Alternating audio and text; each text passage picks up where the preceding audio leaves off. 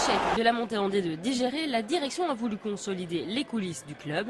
Conséquence, les arrivées en dehors du terrain se sont multipliées, comme celle d'Alain Battard. L'ancien homme fort de Boussedour est arrivé et avec lui toutes ses idées. Les actions concrètes dans les différents villages louviérois se sont multipliées. Le club a désormais un conseiller juridique permanent à la personne d'Olivier Abran. Et les événements se diversifient comme avec le repas d'avant-match de samedi soir. On est vraiment satisfait de ce premier repas pour cette année, mais il y en aura d'autres. Et nous avons une organisation qui est déjà mise au point depuis quelques années déjà. Nous avons déjà fait la même chose avec Anderlecht, Moucron, et toujours avec les bâtiments et l'appui de la province du Hainaut. Si les repas d'avant-match ne sont pas une nouveauté de cette saison, la Louvière a compris qu'il fallait permettre aux sponsors de se rencontrer plus souvent.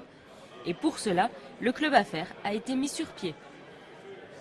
Disons, quand on est arrivé, on a revu un peu le produit et les services qui étaient proposés aux sponsors pour apporter des modules supplémentaires. Donc bien sûr, il y avait la convivialité et on apporte à ça le club affaires qu'on a créé il y a maintenant un mois. Donc une fois par mois, les sponsors se réunissent en dehors du foot, dans un cadre privé, dans le but unique de faire du business. Son credo, c'est donc de faire le suivi avec les sponsors, ne pas les laisser seuls dans leur coin et les mettre en relation avec d'autres investisseurs, bref, leur permettre de faire des affaires. Et ce dynamisme dans la cellule porte ses fruits puisque les sponsors sont plus nombreux qu'il y a 3 mois, surtout ceux extérieurs à la ville de la Louvière.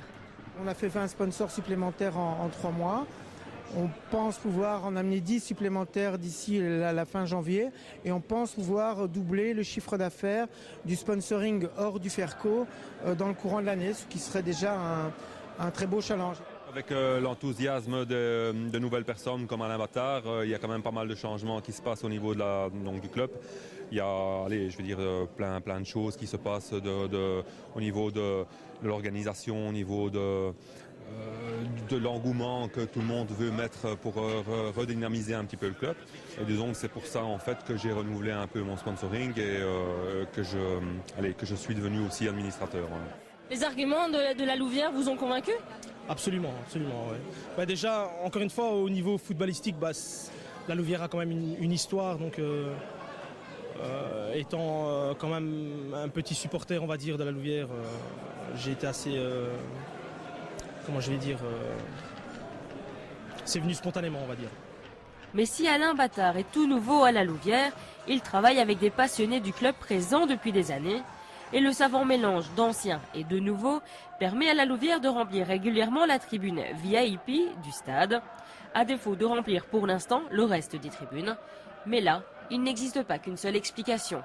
Que le public, il était sans doute choqué l'an dernier par la fin de saison un peu dramatique, qu'il était un peu échaudé par ce qui s'est passé en début de saison avec des résultats qui étaient en dents de scie.